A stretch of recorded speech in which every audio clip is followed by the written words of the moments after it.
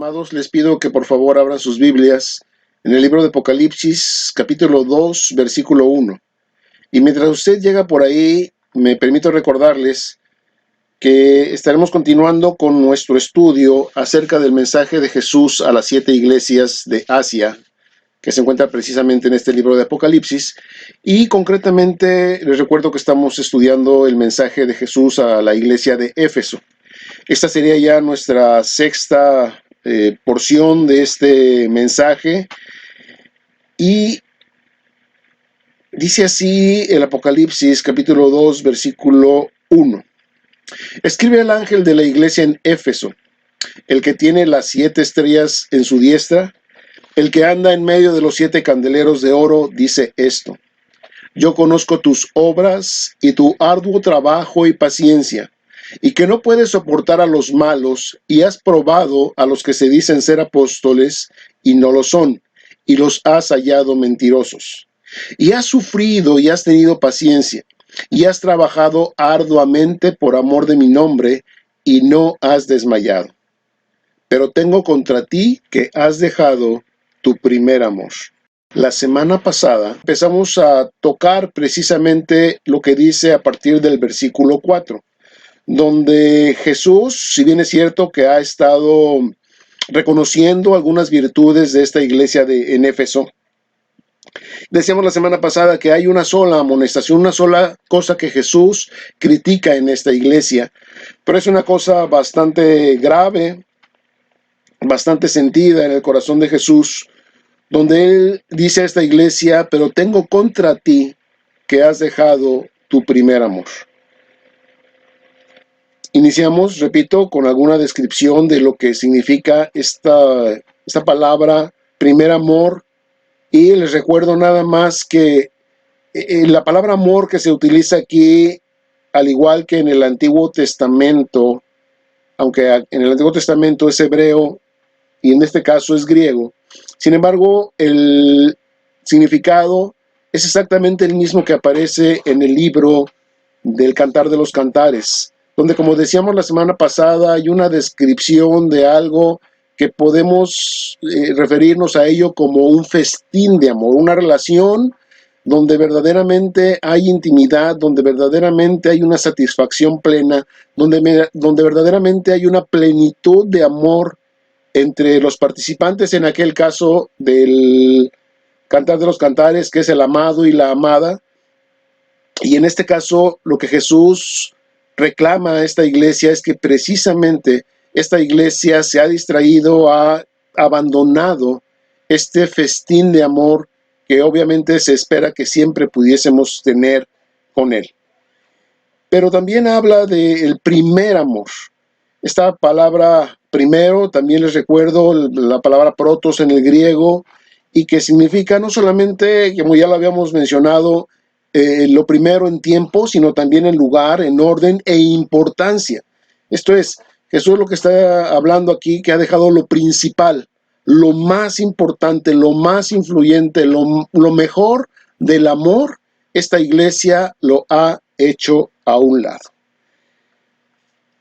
Vimos también la semana pasada en el Evangelio de Marcos, les recuerdo en su capítulo 12 y a partir del versículo 18, cómo Jesús es cuestionado acerca de precisamente cuál es el primero y más grande mandamiento. Y Jesús responde a este escriba, en este caso, que fue quien le preguntó acerca de este asunto, cuál es el mandamiento más grande, incluso desde el punto de vista de Jesús mismo. Y obviamente este mandamiento habla de un amor pleno, cabal, total hacia Dios, pero también un amor muy claro hacia nuestro prójimo. Y obviamente con esto nos da a entender que el amor que Dios espera de nosotros siempre es en dos direcciones, precisamente en vertical hacia Dios y en horizontal hacia nuestro prójimo. Ahora, ¿a qué se refiere Jesús cuando habla acerca de haber dejado el primer amor en el caso de esta iglesia de Éfeso? Antes de poder contestar eso, y es algo que iremos haciendo en el transcurso de esta enseñanza, les hago una pregunta.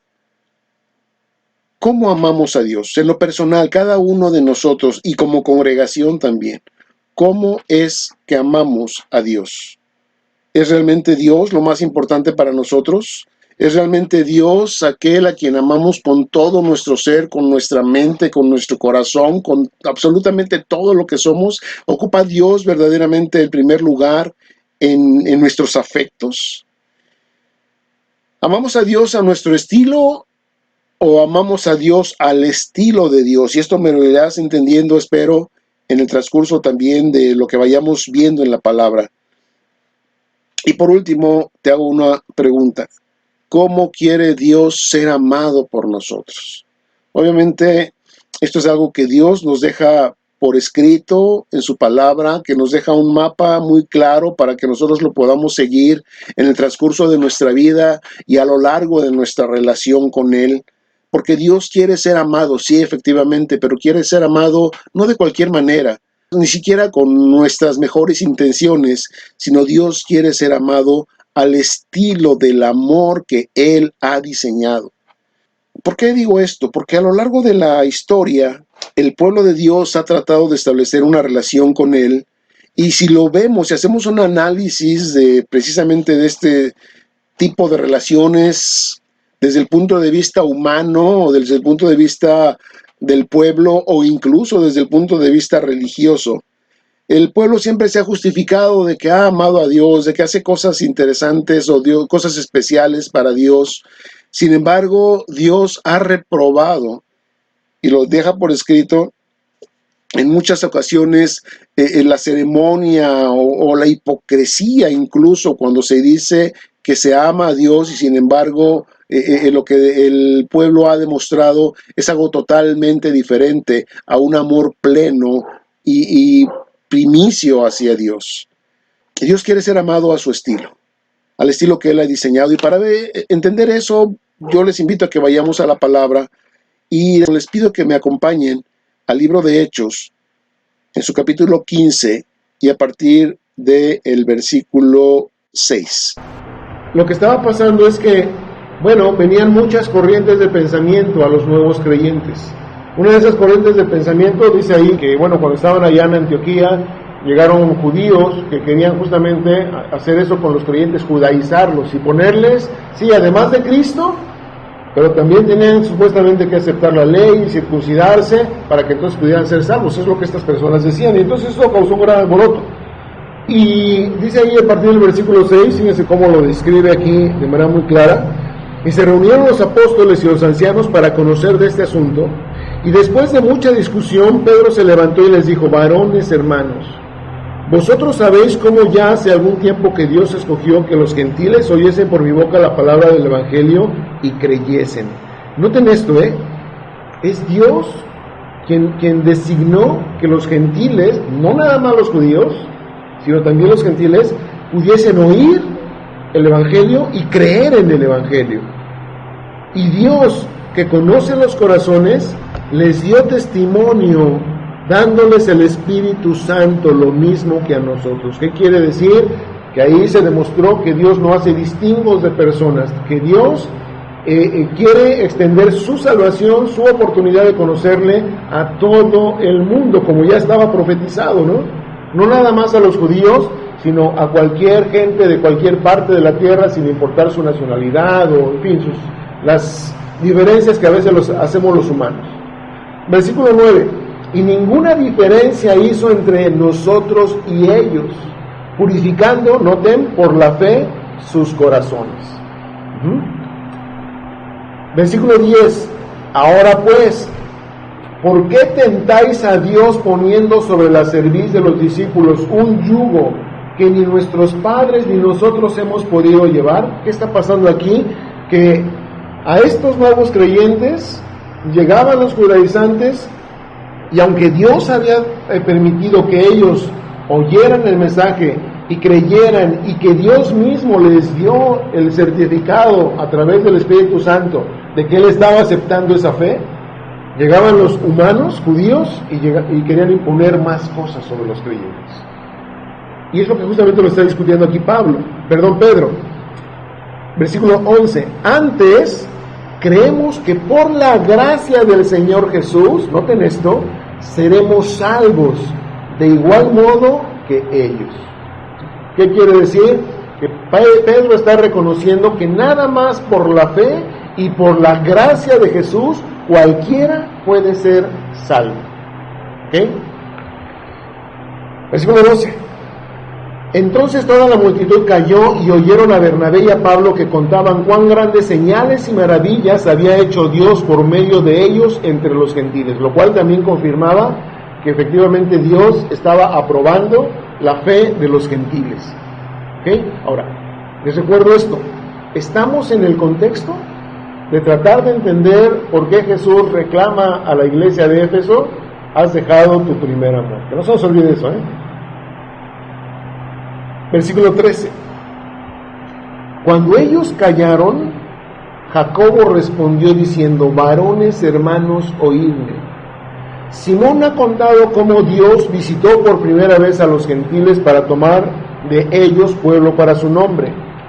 Aquí empieza algo muy interesante. Y con esto concuerdan las palabras de los profetas, como está escrito: después de esto volveré y reedificaré el tabernáculo de David que está caído, y repararé sus ruinas y lo volveré a levantar, para que el resto de los hombres busque al Señor, y todos los gentiles sobre los cuales es invocado mi nombre. Y todos los gentiles, sobre los cuales es invocado mi nombre. Dice el Señor que hace conocer todo esto desde tiempos antiguos. Ahora, ¿por qué nos metimos en esto? Porque noten ustedes que los judíos, o la iglesia en ese momento, estaba discutiendo porque no entendían cómo es que la gracia de Dios, el amor de Dios se había extendido a gente que no pertenecía a la nación judía. Algunos no lo entendían, otros lo vivieron y recibieron de parte de Dios una revelación muy clara, como fue el caso de Pedro. Pero aquí lo interesante es cómo estaban reaccionando los gentiles, aquellos nuevos creyentes, con respecto a su nueva relación con un Dios que no conocían. De acuerdo a lo que vemos en todo el contexto, vemos que los gentiles estos, que formaban empezaron a formar esa iglesia primitiva, al igual que los judíos primeros, estaban dispuestos a entregar toda su vida total al Señor. Y por eso es que Dios se manifestaba de la manera en que se manifestaba. Y llama mucho la atención que en ese mismo contexto, y analizando esta situación, Jacobo mencione algo que está en el Antiguo Testamento, y que aquí nos lo dejan referido, hablando acerca de que Dios mismo se encargaría de reedificar, versículo 16 el tabernáculo de David que está caído. Ahora, déjenme hacer una pausa aquí a ver si estamos entendiendo. ¿Qué es el tabernáculo?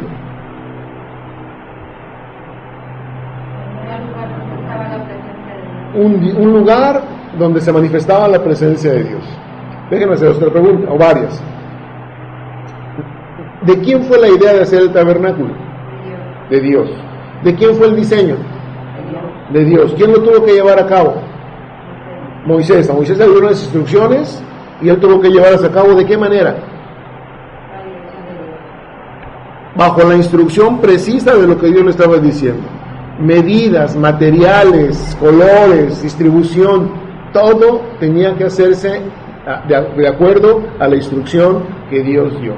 ¿Para qué? Para que a fin de cuentas, una vez terminado ese lugar que Dios inventó y que Dios diseñó, Él se pudiese manifestar en medio de su pueblo. La presencia de Dios estuviera en ese lugar. ¿Estamos ahí? ¿Ok? Entonces, ¿por qué Dios habla aquí de reedificar el tabernáculo de David y no el de Moisés? Y además dice que este tabernáculo de David tendrá que ser reedificado porque está caído.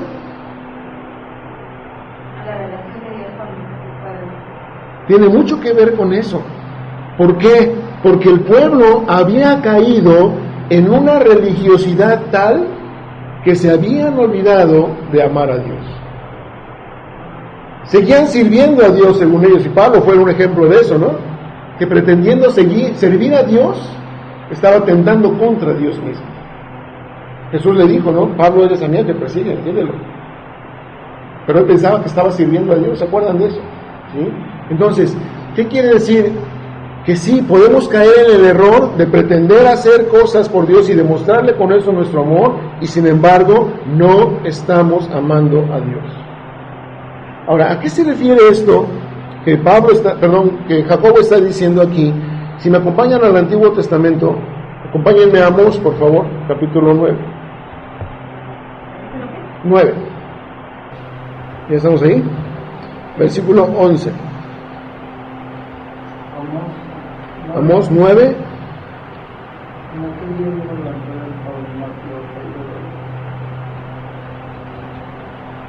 Si su Biblia es como la mía, habla de una restauración futura de Israel. Entonces dice aquí, en aquel día yo levantaré el tabernáculo caído de David y cerraré sus portillos y levantaré sus ruinas. Noten, y lo edificaré como en el tiempo pasado. Ahora, ¿para qué? Para que aquellos sobre los cuales es invocado mi nombre posean el resto de Edom, y a todas las naciones, dice Jehová, que hace esto. ¿Sí? Esta es la parte que Jacobo está tomando para ahora aplicarla justamente en esa revelación que Dios está trayendo, en esa conversión que Dios está trayendo acerca de los nuevos creyentes que son gentiles. Y vemos aquí cómo Dios establece esa apertura de su gracia hacia los gentiles. Pero hace esa referencia de lo que es el tabernáculo de David. Ahora, ¿de dónde sale este tabernáculo de David? De cuando él fue a rescatar el arca. Ok, vamos a analizar ese pasaje porque es muy interesante. Y repito, conste que el diseño del tabernáculo fue idea de Dios y bajo la instrucción de Dios. ¿Ok? Y vamos a ver qué pasó aquí. Acompáñenme al segundo libro de Samuel, por favor, capítulo 6. ¿Sí estamos ahí? Segundo libro de Samuel, capítulo 6. Dice aquí: David volvió a reunir a todos los escogidos de Israel. ¿Cuántos serán? 30,000. Y se levantó David y partió de Baala de Judá con todo el pueblo que tenía consigo para hacer pasar de ahí el arca de Dios, sobre la cual era invocado el nombre de Jehová de los ejércitos, que mora entre los querubines. Noten esto. Esto parte de una intención muy clara de David, muy clara y muy sincera delante de Dios, de que la presencia de Dios estuviese no lejos de su pueblo, sino en la capital donde su pueblo residía, esto es en Jerusalén. La intención de David era buena, repito, que la presencia de Dios estuviese ahí y que el pueblo de Dios estuviese en comunión con Dios, con su Dios. Por eso era importante que el arca, que era el lugar físico donde Dios se manifestaba, estuviese no lejos, sino en Jerusalén. Entonces aquí, repito, hay una intención muy clara, muy sincera de parte de David delante de Dios. Versículo 3. Pusieron el arca de Dios sobre un carro nuevo y la llevaron de la casa de Abinadab, que estaba en el collado, y Usa y Ahío, hijos de Abinadab, guiaban el carro nuevo. A ver, vamos a ver esto. ¿El arca de Dios merecía algo menos que un carro nuevo? Si era el arca, pues tenía que ser por lo menos un carro, vamos, que no se hubiera utilizado nunca para nada, ¿no? No se han cargado papas o piedras o yo no sé, sino que nada hubiera tocado ese carro, y lo único o lo primero que tocó ese carro fue justamente el arca de Dios. ¿Estuvo bien o no? ¿Era una buena idea, sí o no? Sí, ¿no? Por lo menos desde el punto de vista humano. Y entonces dice aquí que los hijos de Abinadab, que era quien había tenido bajo su cuidado el arca durante mucho tiempo, Usa y Ahío, ellos eran los que guiaban el carro. Versículo 4. Y cuando lo llevaban de la casa de Abinadab, que estaba en el collado con el arca de Dios, Ahío iba delante del arca, ¿sí? O sea, él iba delante del carro. Y David, noten esto es muy importante, Y David y toda la casa de Israel danzaban delante de Jehová con toda clase de instrumentos de madera de haya, con arpas, salterios, panderos, flautas y címbalos. O sea, el arca de Dios era llevada en un carro nuevo en medio de la alabanza del pueblo de Israel, del regocijo y la exaltación a Dios, insisto, con instrumentos, con danzas, con alabanza hacia el Señor. ¿Cómo vamos ahí? ¿Está bien o no? ¿La alabanza es importante para Dios? Hacer las cosas en alabanza, lo que dedicamos a Dios, hacerlo en exaltación al nombre de Dios, ¿sí o no? ¿Sí, no? Versículo 6. Cuando llegaron a la era de Anacón, Usa extendió su mano al arca de Dios y la sostuvo, porque los bueyes tropezaban. Fíjense, ahí el carro como que se empezó a trastabillar, ahí a tambalear, y porque los bueyes tropezaban, y seguramente Usa vio que el arca estaba a punto de caerse, y la reacción normal fue detenerla. Pregunta, ¿hizo bien o hizo mal? Pues la reacción es normal, está bien detener para que no se fuera a caer el arca. Si no, imagínense qué tragedia, ¿no? Y la sostuvo, y luego dice el versículo 7, aquí viene algo que a veces choca con nuestro entendimiento. Y el furor de Jehová se encendió contra Usa, y lo hirió allí Dios por aquella temeridad, y cayó allí muerto junto al arca de Dios. ¿Qué pasó entonces? ¿Usa hizo bien o hizo mal? Según ahí hizo bien, pero lo que pasa es que ellos nunca se informaron cómo Dios desde un inicio había mandado que se fuera. Es importante, y si lo sabían. Lo que pasa es que aquí David quiso hacer las cosas a su estilo. Él lo sabía perfectamente. Sí, ahorita lo vamos a ver. Pero aquí la cosa es, él, noten esto, en una expresión clara de amor a Dios, de fidelidad a Dios, de deseo de Dios, hizo cosas equivocadas. Se equivocó en lo que hizo. Oye, pero había alabanza, el carro era nuevo, 30,000 de los escogidos del pueblo y fueron por el arca. Qué padre, ¿no? Eso es lo que en algunos lugares hoy por hoy se conoce como hacer las cosas con excelencia. Pero hacer las cosas con excelencia no quiere decir hacerlas al estilo de Dios.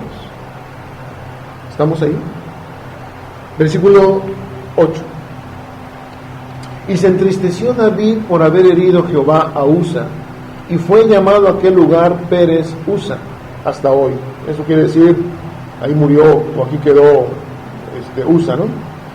Y temiendo David a Jehová aquel día dijo: ¿cómo ha de venir a mí el arca de Jehová? Es una gran pregunta. Tenía la intención, repito, de traerla, hacer lo correcto, y cuando ve eso, se pregunta, bueno, ¿qué pasó entonces? ¿Cómo le hacemos? De modo que David no quiso traer para sí el arca de Jehová a la ciudad de David, y la hizo llevar David a la casa de Obed-Edom Geteo. Y estuvo el arca de Jehová en casa de Obed-Edom Geteo 3 meses, y bendijo Jehová a Obed-Edom y a toda su casa. La porción que sigue, donde habla otra vez de David trae el arca a Jerusalén, les voy a pedir que me acompañen. Este mismo pasaje tiene un paralelo en primer libro de Crónicas, capítulo 15. Dice: hizo David también casas para sí en la ciudad de David, y arregló un lugar para el arca de Dios, y le levantó una tienda. Noten esto, por favor. ¿Quién le dijo a David que tenía él que arreglar un arca? Arreglar un lugar para el arca y levantar una tienda. ¿Quién le dijo a él eso? Nadie. Esto salió del corazón de David con la intención de traer la presencia de Dios por medio del arca a Jerusalén. Entonces dijo David: el arca de Dios, noten esto, no debe ser llevada sino por los levitas. ¿Qué hizo la primera vez? Llevó a otra gente que no eran levitas para que cargaran y trajeran el arca de Dios. ¿Por qué es importante esto? Porque a ellos ha elegido Jehová para que lleven el arca de Jehová y les sirvan perpetuamente. Entonces, David estaba queriendo mostrar su amor a Dios, su fidelidad a Dios y su deseo por Dios de una manera en la que Dios no había establecido que se hiciera, y cometió errores. Pero ahora, insisto, él lo sabía, por eso le está diciendo aquí, en este otro pasaje. Y congregó David a todo Israel en Jerusalén para que pasasen el arca de Jehová a su lugar, el cual le había él preparado. Reunió también David a los hijos de Aarón y a los levitas. De los hijos de Coat, Uriel, menciona toda una lista de gente. Me voy a brincar un poquito hasta el versículo 12, ¿sí? Porque todo lo demás son nombres. Y ya que estaban todos juntos, todos estos, noten esto, todos estos que están mencionando ahí, en eso que nos saltamos, son sacerdotes, son levitas, todos ellos, pertenecientes a la familia sacerdotal. Y les dijo, ya que los tenía todos juntos: vosotros sois los principales padres de las familias de los levitas. ¿Qué tenían que hacer entonces? Santificaos vosotros y vuestros hermanos, y pasad el arca de Jehová, Dios de Israel, al lugar que le he preparado. Nota esto entonces. La primera vez, órale, vámonos todos, y ya la sacamos de ahí el arca de la casa de Abinadab. Y los hijos, ¿quiénes la cuidaron el arca? ¿O quiénes estuvieron ahí en la casa de Abinadab mientras el arca estaba ahí? Pues sus hijos. Pues estos, órale. Suban al carro nuevo, sí, nuevo, y nos la llevamos. Pero no había una preparación, no había una santificación, no había una dedicación. Así nada más creyeron que era una caja cualquiera, o estimándola como una caja cualquiera, se la quisieron traer. Sin embargo, aquí en este pasaje está David rectificando muchas cosas.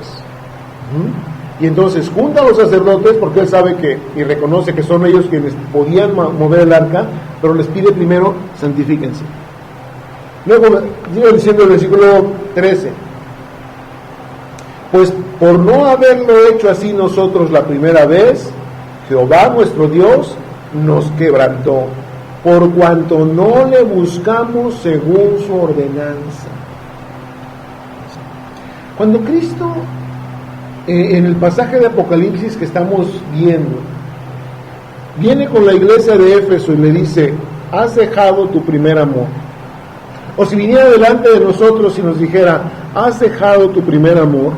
Pues Señor, pero me has felicitado varias veces, 5, quisiera pudieron decir los de Éfeso. 5 veces me has felicitado porque me has reconocido cosas buenas que he hecho. ¿Qué no basta con eso? No, sino que hay que demostrarle a Dios nuestro amor y amarle de una manera muy especial, de una manera muy intensa, y que ese amor sea de acuerdo a lo que Dios establece, a su ordenanza. Fíjense bien, versículo 14: así los sacerdotes y los levitas se santificaron para traer el arca de Jehová, Dios de Israel. Y los hijos de los levitas trajeron el arca de Dios, noten, puesta sobre sus hombros, ya no en un carro nuevo jalado por bueyes, en las barras, como lo había mandado Moisés, conforme a la palabra de Jehová. Ahora sí, el arca se trajo y se movió de acuerdo a lo que Dios estipuló, no de acuerdo a lo que se les ocurrió.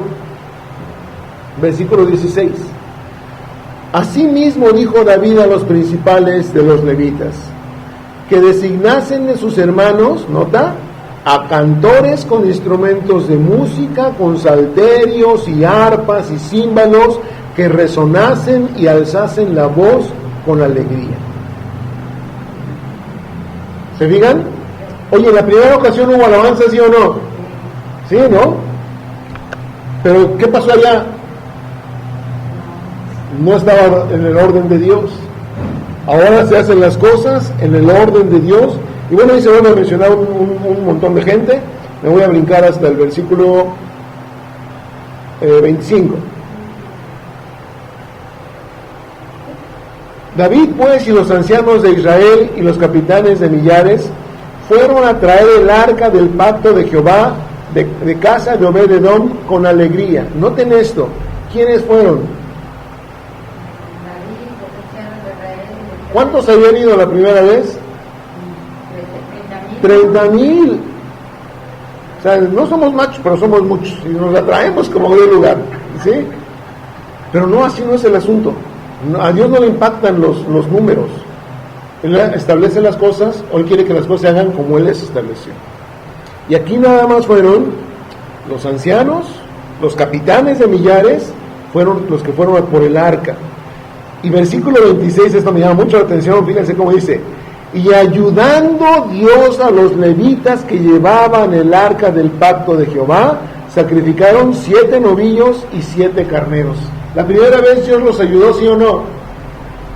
No, al contrario, a la primera cosa, ¡pum!, fulminó Dios a Usa. Y David, o sea que hay una ayuda, una colaboración de Dios para que eso se lleve a cabo, ¿sí? Y además había algo que faltó la vez pasada: sacrificios, que allá no hubo.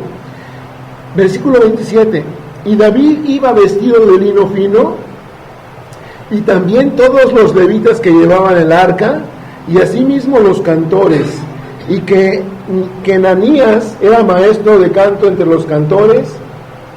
Llevaba también David sobre sí un efod de lino. Y aquí empieza a suceder algunas cosas interesantes. Bueno, ya habían empezado. Pregunta. Otra vez. ¿Quién le dijo a David que edificara o levantara una tienda para que ahí se pusiera el arca? Nadie. ¿Quién le dijo a David que tenía que ir vestido con lino fino y además portar un efod?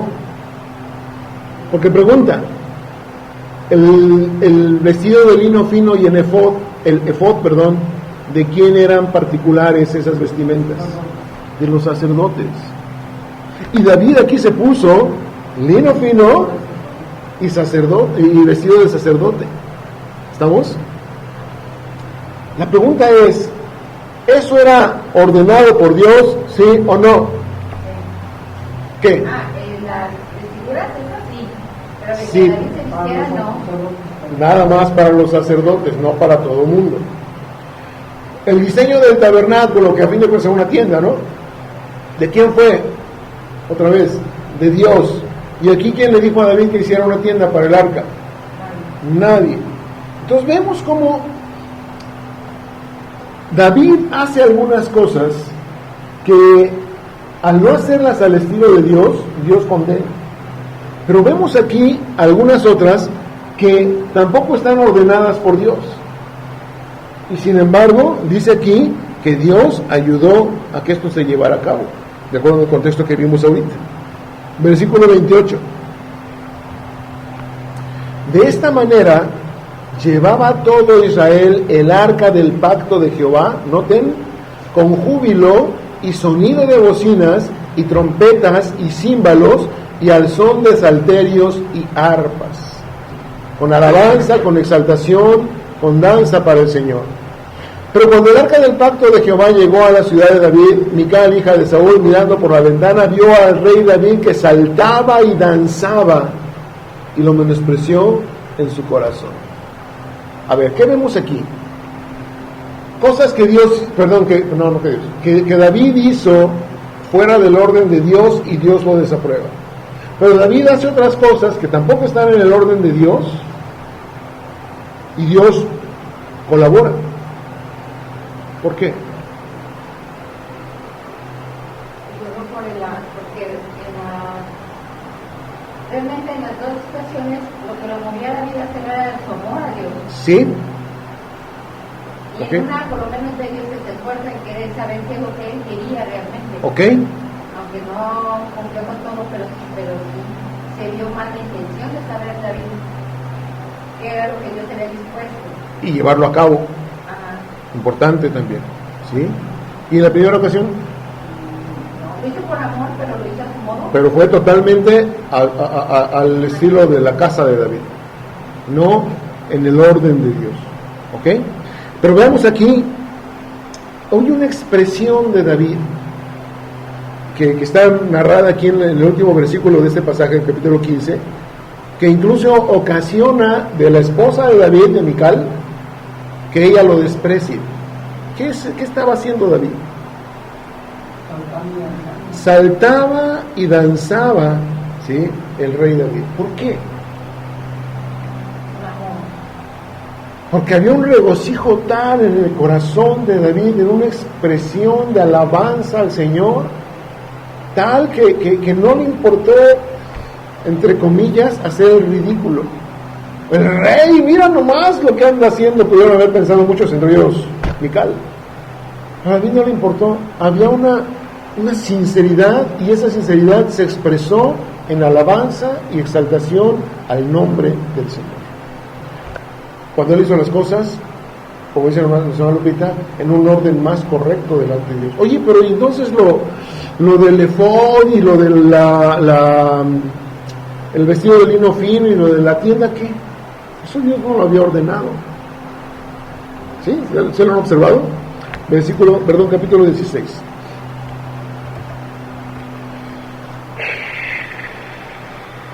Versículo 1.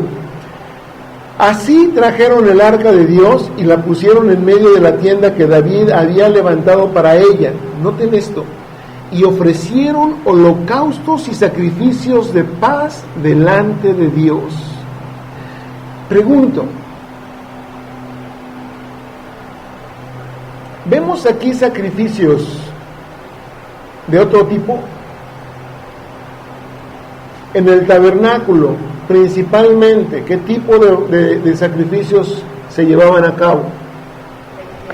De expiación. Pues Señor, perdónanos porque no estamos haciendo lo correcto delante de ti. Perdónanos por nuestros pecadotes. Y en esta ocasión, esta tienda es levantada nada más para ofrecer holocaustos y sacrificios de paz delante de Dios. ¿Qué es un sacrificio o un holocausto de paz? En esta versión dice para ofrecer holocaustos y sacrificios de comunión. ¿De qué? De comunión, de relación, de intimidad con Dios. Señor, te traigo este burro, este borrego, no porque quiera que me perdones, no porque quiera que me des, no porque quiera que me bendigas, sino porque te amo, Señor. Es bien diferente. Es bien diferente. Señor, no porque no necesite de ti, pero hoy nada más quiero expresarte cuánto es mi amor por ti. Y esto cambia mucho las cosas. Porque ya no está hablando de un ritualismo, está hablando de una expresión de un corazón vivo, de deseo, de intimidad con Dios. La pregunta es esa. No sea que el Señor Jesús venga y nos diga, has dejado tu primer amor.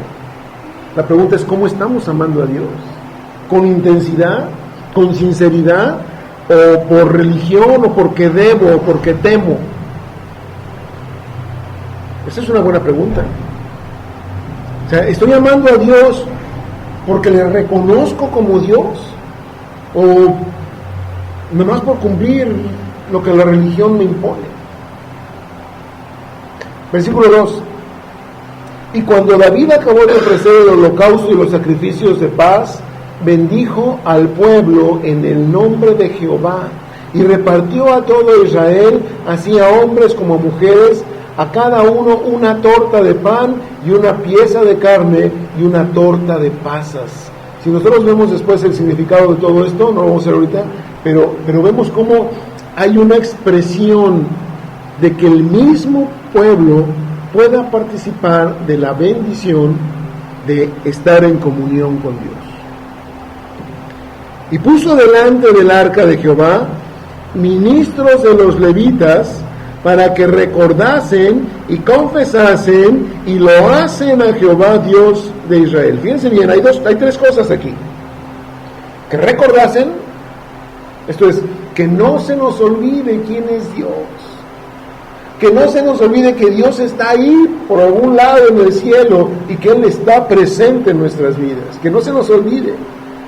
que le confesasen, esto es, que le reconociesen en cada momento, en cada situación, y que lo hacen, que alabaran, que exaltasen el nombre del Señor.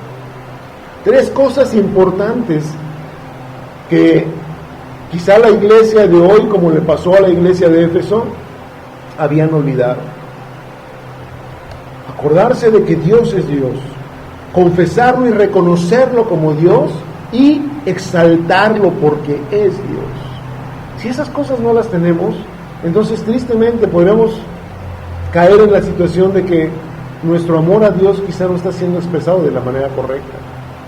Y bueno, empieza aquí a decir otra vez algunos de los que participaron en esa adoración y en ese reconocimiento delante de Dios. Y termina esta parte diciendo, versículo 6, también los sacerdotes Benaía y Jaasiel sonaban continuamente las trompetas delante del arca del pacto de Dios. ¿Qué vemos entonces aquí con todo esto? Que a veces cada uno de nosotros podemos caer en el riesgo, repito, religioso, en el riesgo de la costumbre, de la tradición, que son cosas que más adelante estaremos viendo, y con eso pretender creer que estamos amando a Dios. Sin embargo, es importante que nosotros, cada uno de nosotros, engrandezcamos, reconozcamos y nos acordemos, o en el orden inverso, que nos acordemos, reconozcamos y engrandezcamos a Dios por lo que Él es, no por lo que nos da o por lo que nos favorece, sino por lo que Él es, no como un mandato de alguien o siguiendo una tradición que a veces ni se entiende, sino porque sé quién es Él para mi vida, porque sé y entiendo quién es Dios, creador de todo cuanto existe. No sé si lo puedo expresar esto correctamente,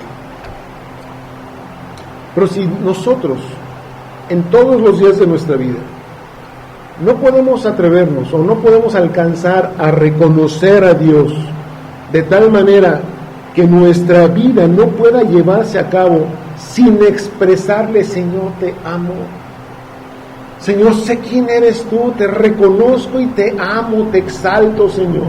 Y no estoy hablando nada más de un momento de un devocional con Dios. No lo descarto, pero no estoy hablando nada más de ese momento específico, sino que en mi vida, en mi caminar diario, en el trabajo, en la escuela, en el mercado, en la casa, donde sea, estemos verdaderamente viviendo sin olvidarnos que Dios existe y nos ve, sin olvidarnos que podemos reconocerle a Él y debemos reconocerle a Él como Dios, y sin olvidarnos de exaltar su nombre porque Él es Dios. Si no vivo de esa manera, si yo vivo a la manera de, sí, soy cristiano, pero transo a mi vecino, sí soy cristiano, pero digo mentiras y calumnio a quien sea, o sí soy cristiano, pero bueno, hago cualquiera de las otras cosas que normalmente un cristiano no debería hacer. Pregunta: ¿los otros me ven? ¿Glorifica mi vida a Dios? No. Lejos de ello, lo avergüenza. Es por eso importante que nosotros, así como David, con esa expresión de no me importa lo que digan, no me importa lo que otros piensen, soy cristiano y me porto como cristiano y reconozco a Dios continuamente, y así vivo, en base a eso vivo. La última vez que estuvimos aquí preguntábamos: ¿cuánto amamos? Porque Cristo había reconocido en esta iglesia de Éfeso que ellos habían trabajado por amor al nombre del Señor. Y preguntábamos la última vez que estuvimos: ¿cuánto amamos el nombre del Señor? Y si ese amor, podemos decir, es que yo amo mucho, pero si ese amor no se está traduciendo en servicio, en tiempo y en esfuerzo a Dios, ¿en qué queda? En puras palabras. ¿Me explicó? Lo mismo ahora que Jesús, y el que estamos tratando de entender a qué se refiere Jesús cuando dice has perdido tu primer amor. ¿Será acaso que nuestro amor es de relación con Él, de deseo de relación con Él, o es un amor de religión? ¿Será que nuestro amor es un amor de verdaderamente devoción a Él, o es un amor que no tiene nada que ver con un sentido o con un sentir que salga de mi corazón? Cuando, por ejemplo, exaltamos al Señor, a veces bien triste el trabajo que nos da, así como que tenemos que usar grúa para levantar las manos. Cuando David lo hizo, danzar, exaltar el nombre de Dios, le salía de una manera naturalita. ¿Por qué? Porque amaba a Dios.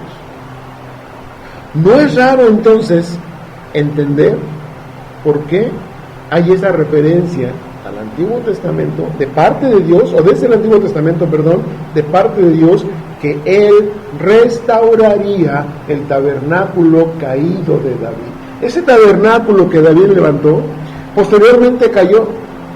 El pueblo volvió a apartarse de esa fidelidad de Dios y ese tabernáculo se olvidó.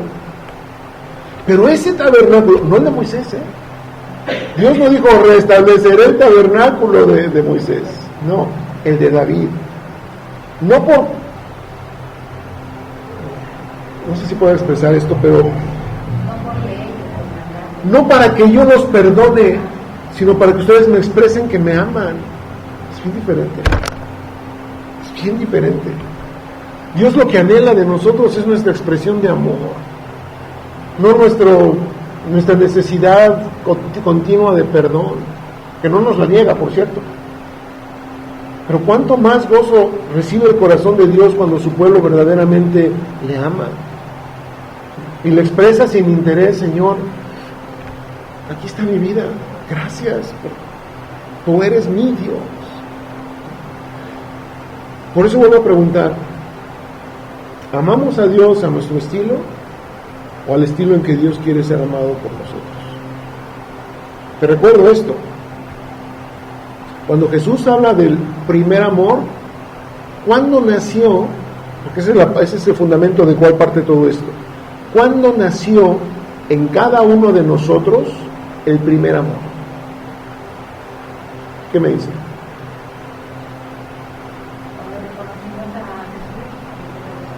Cuando entablamos o empezamos a entablar una relación con Él, cuando reconocimos por gracia de Dios que éramos pecadores y venimos y le dijimos: Señor, perdónanos por nuestros pecados, y recibimos su perdón, y eso nos hizo empezar a amarle de tal manera que, hombre, hasta leíamos la Biblia, hasta orábamos, es más, hasta compartíamos con otros, porque había tal amor en nosotros, de gratitud, de saber lo que Dios había hecho por nosotros, que ese amor fluía solito.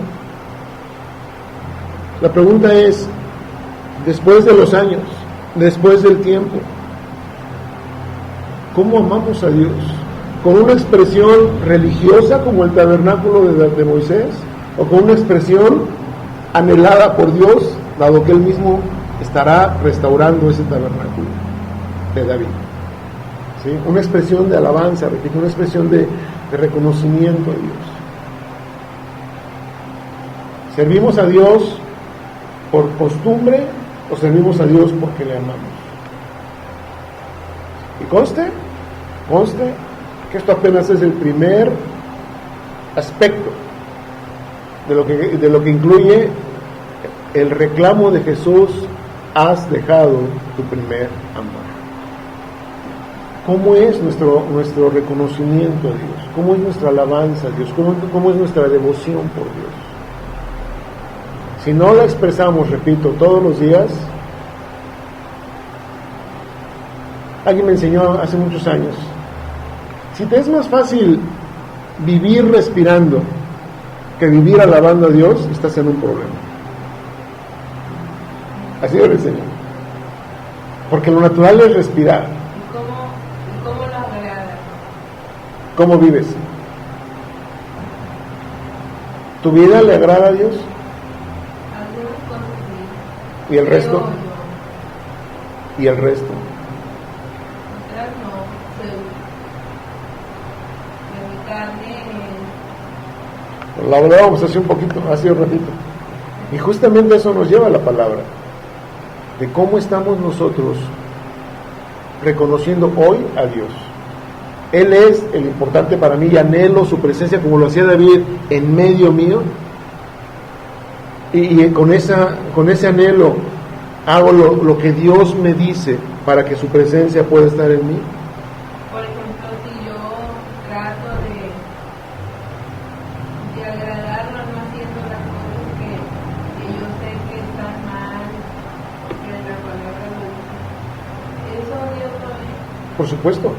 Pero aunque yo sea gruñona, que no excluye eso lo que estoy haciendo. Entendamos esto. Dios nos quiere perfectos y nos quiere santos, por una sencilla razón, porque Él es santo y Él es perfecto. Pero bien sabe Él que en este momento estamos bien lejos de ser eso. La cosa es que cada uno de nosotros, otra vez lo que comentábamos hace un rato, si hoy nos consideramos salvos, lo vamos a ver, forma parte de esto. Si hoy sé lo que Jesús ha hecho por mí, me ha hecho salvo, me toca a mí vivir en esa consecuencia. O sea, vivir como salvo, pues. Te la pongo muy fácil. Cuando Jesús viene y nos perdona de nuestros pecados, si lo hablamos figurativamente, como lo habla la Biblia en cuanto a nuestra ropa, ¿cómo es nuestra ropa? Blanca. ¿Sin qué? Sin mancha. Para lograr eso en nosotros, a Cristo le costó la muerte en la cruz y el derramamiento de su sangre. Se dice fácil, pero si no lo entendemos, es muy fácil que no me importe conservar blanca mi ropa, sino que a las primeras de cambio me mancho. O sea, así es la vida, y vuelvo a caminar y otra mancha. Normal. No importa, el domingo voy y ahí, pero mi ropa sigue manchada. Y conforme va el tiempo, me voy acostumbrando nuevamente a la mugre. Pero eso no fue lo que Cristo hizo por mí. Cristo me transformó y me cambió mis ropas por algo limpio. Ahora me toca a mí y te toca a ti, que si me mancho, porque soy proclive a eso, inmediatamente me digo, Señor, me arrepiento de esto, ayúdame a vencer esto. Y cuando venga la oportunidad de volver a quererme manchar con eso, luchar para evitarlo. Eso es lo que la Biblia llama vivir agradando a Dios.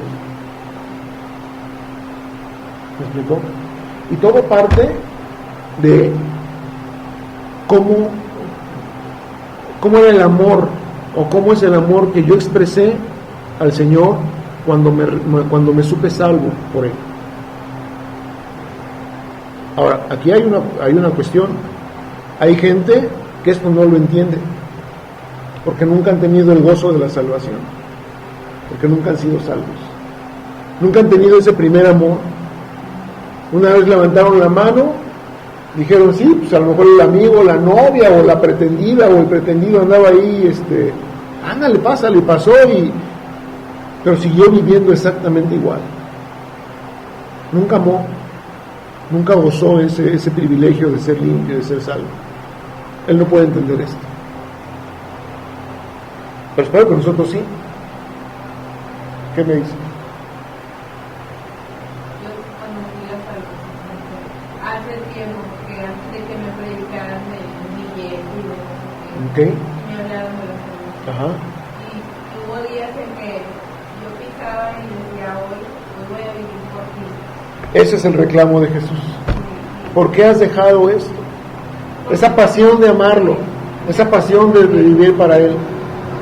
Acostumbré a ser igual que los demás y a ser hipócrita y a tener miedo de lo que los demás decían. Ese es el reclamo de Jesús. Tengo contra ti una sola cosa. Una. Has dejado tu primer amor. Y así como lo decíamos en las cosas buenas que Jesús alabó de esta iglesia, si no las tengo, bueno, tengo que hacer lo pertinente para tomarlas, para mí, para que algún día Jesús también se agrade de mí al ver mi trabajo, no sé, todas las cosas que alaboya de la iglesia, ¿sí? Pero si hoy estoy viendo fallas en este asunto, ¿qué me queda? Bueno, así como lo bueno que no tengo debo tomarlo, lo malo que sí tengo debo desecharlo. ¿Me explico? Eso es justamente el reclamo de Jesús. Y cada uno de nosotros podemos darle la respuesta en lo que a cada uno de nosotros nos concierne.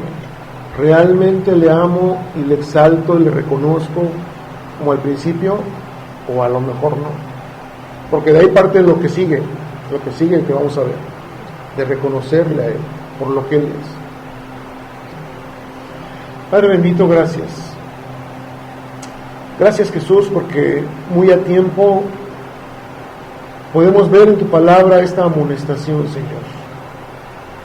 Muy a tiempo porque todavía, Señor, nos das oportunidad de corregir lo que esté defectuoso, Señor, en cuanto a nuestra relación contigo. Muy a tiempo, Padre, porque a través de tu Espíritu, por medio de tu palabra, nos redarguyes, Señor. Y nos haces ver, Padre, la realidad de nuestra intimidad o no contigo. Y lo que motiva esa intimidad, Señor, lo que motiva el acercarnos a ti.